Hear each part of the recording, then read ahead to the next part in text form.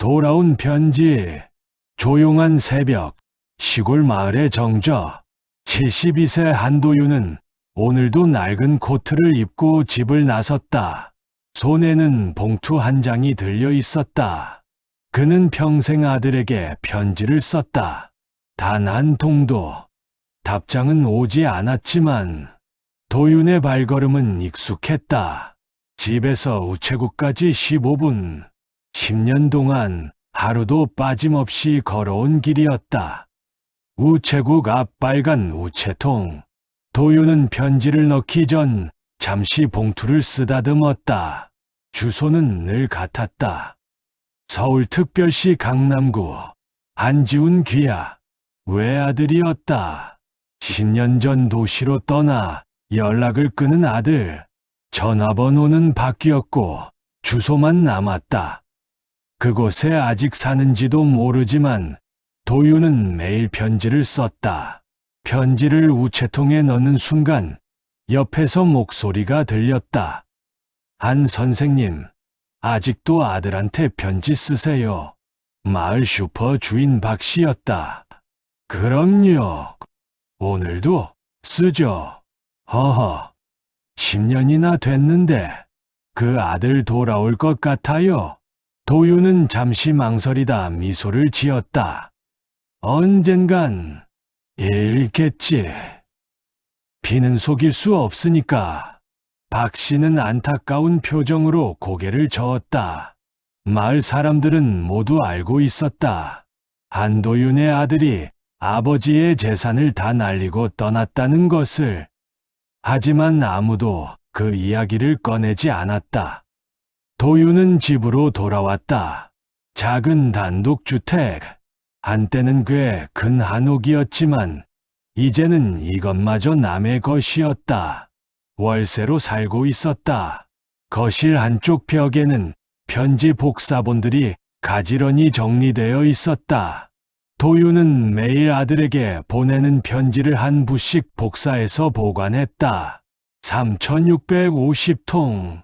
10년이면 3650일. 하루도 빠짐없이 쓴 편지들이었다. 10년 전. 그날도 봄날이었다. 아들 지훈이 집으로 들어왔다. 당시 33살이었다. 아버지, 사업을 시작하려고 해요. 자금이 좀 필요해요. 얼마나?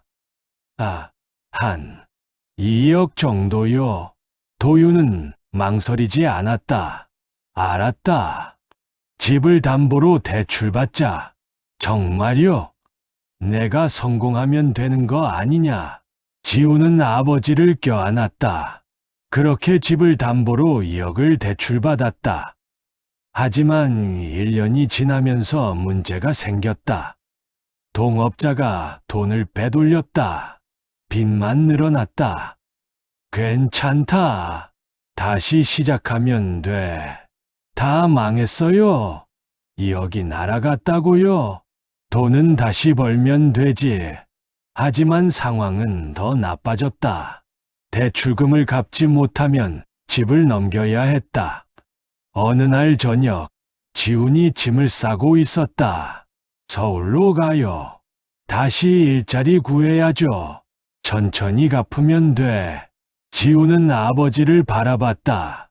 그럼 아버지가 내 인생까지 대신 살아주시겠어요? 도윤은 할 말을 잃었다. 지훈은 짐을 들고 집을 나갔다. 앞으로 연락하지 마세요. 전 아버지 보기가 부끄러워요. 그게 마지막이었다. 도윤은 혼자 남았다. 3개월 뒤 집은 경매로 넘어갔다.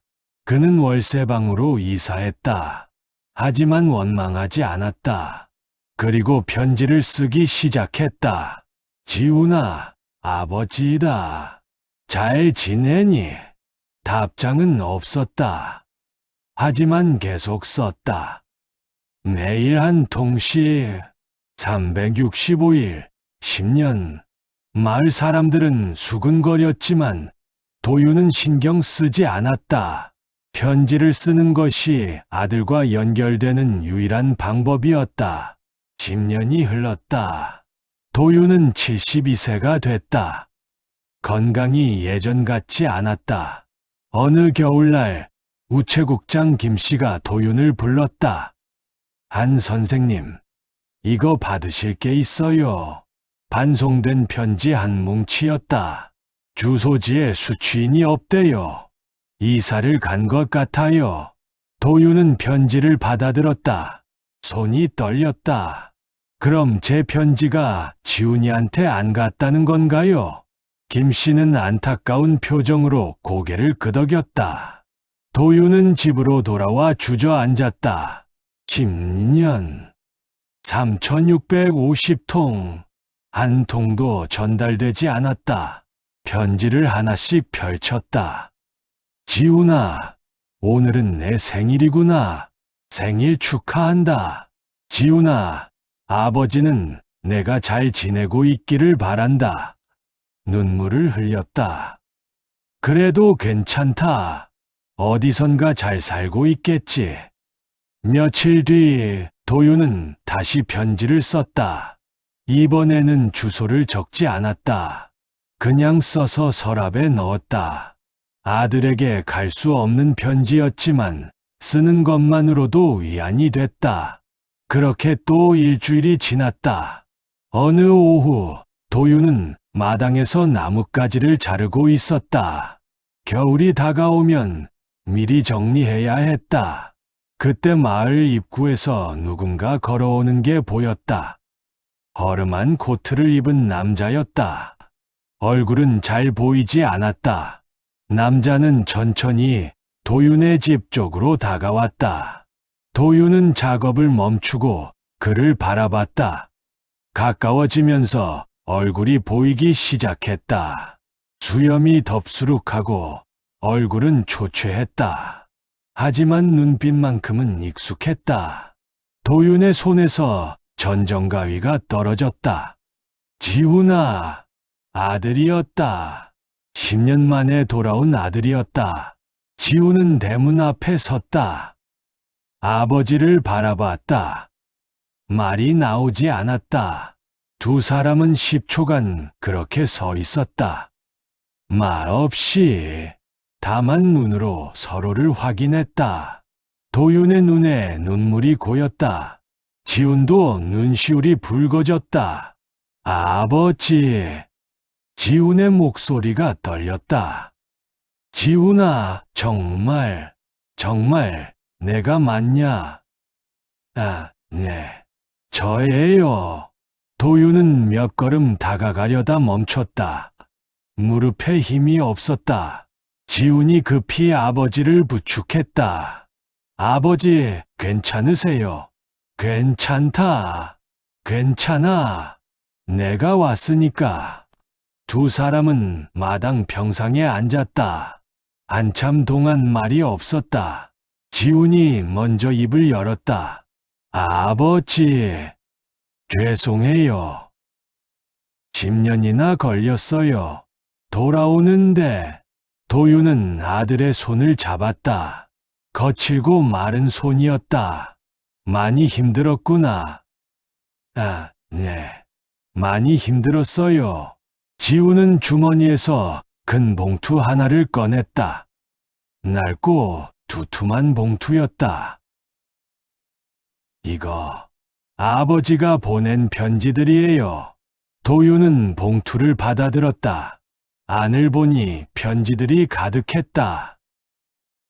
이게 뭐냐? 제가 이사 간 후에도 아버지 편지가 계속 우체국에 보관되어 있었어요. 반송 처리가 늦어진 거죠. 한 달 전에 우체국에서 연락이 왔어요. 편지 가져가라고. 지훈의 목소리가 떨렸다. 300통 넘게 있었어요. 한 통 다 읽었어요. 도윤은 편지를 하나 꺼내 펼쳤다. 지훈아, 오늘은 비가 온다. 내가 어렸을 때 비 오는 날이면 빈대떡을 해줬지. 지금도 비만 오면 내 생각이 난다. 도윤의 손이 떨렸다. 자신이 쓴 편지였다. 아버지. 이 편지들 읽으면서 제가 얼마나 나쁜 놈이었는지 알았어요. 지우는 울음을 터뜨렸다. 아버지는 매일 저한테 편지를 쓰셨어요.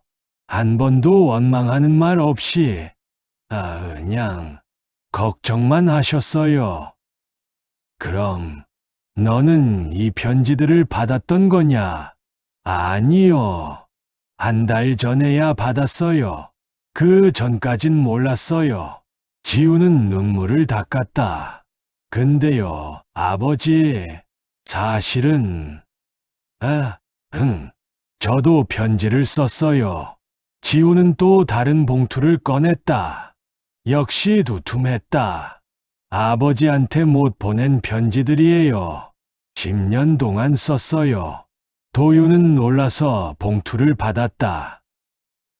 너도 편지를? 네. 보낼 용기는 없었지만 쓰긴 했어요. 매일은 아니지만 가끔씩. 도유는 편지를 하나 꺼냈다. 아버지, 저 지훈입니다.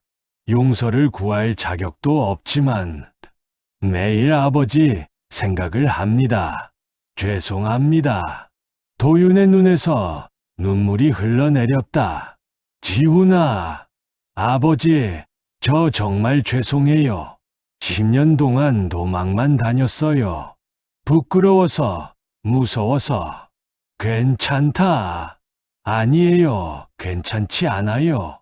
저는 아버지 재산 다 날리고 집도 잃게 하고 연락도 끊고. 도유는 아들을 끌어안았다. 괜찮다고. 내가 돌아왔으니까. 지우는 아버지 품에서 울었다. 10년 동안 참아왔던 눈물이 터져 나왔다. 아버지, 사랑해요. 죄송해요. 나도 사랑한다. 아들아. 두 사람은 한참을 그렇게 안고 있었다. 저녁 해가 기울고 있었다. 그날 밤 두 사람은 마주 앉아 이야기를 나눴다. 지우는 10년 동안의 이야기를 들려줬다. 서울에서 공사판 일용직으로 일했다는 것. 빚을 갚기 위해 밤낮으로 일했다는 것. 아버지가 보고 싶었지만 부끄러워서 돌아오지 못했다는 것. 아버지 편지를 받고 정신이 번쩍 들었어요. 제가 뭘 하고 있었나 싶었어요. 그래, 이제 됐다. 아버지, 집은요? 여기는 월세로 산다. 괜찮아. 지우는 고개를 숙였다. 제 잘못이에요. 됐다. 그런 얘기 하지 말자. 도유는 부엌으로 가서 차를 끓였다. 지훈이 좋아하던 보리차였다. 이거 마셔라. 피곤하지? 감사합니다. 아버지. 두 사람은 차를 마시며 편지를 함께 읽었다. 도윤이 보낸 편지, 지훈이 쓴 편지. 10년의 시간이 그 편지들 안에 담겨 있었다.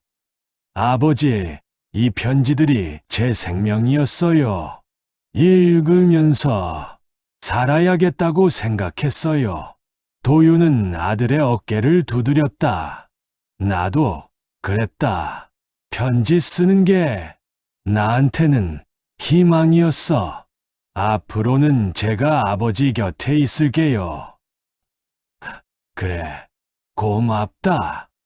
다음 날 아침 두 사람은 나란히 마당에 앉아 있었다. 지훈이 아버지에게 뜨거운 차를 건넸다. 아버지, 이거 드세요. 고맙다.